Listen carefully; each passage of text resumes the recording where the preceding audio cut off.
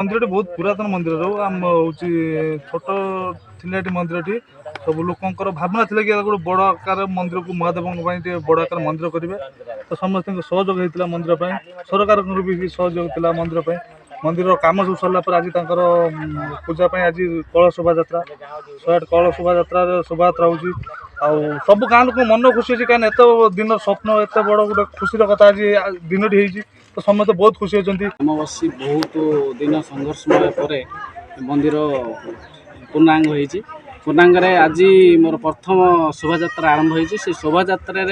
गाँव समस्त कर्मकर्ता सहयोग सहायता मंदिर बहुत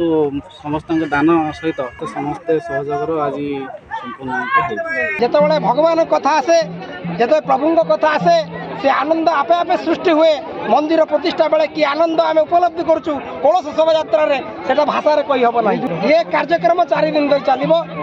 एवं कलश शोभा यात्रा पूर्णाहुति एवं यज्ञ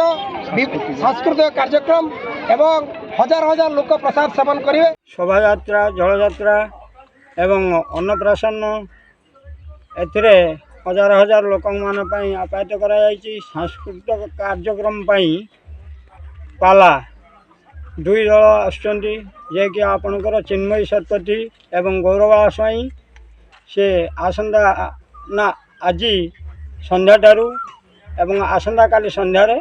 उभय बाजीपाला परिवेशन करेंगे।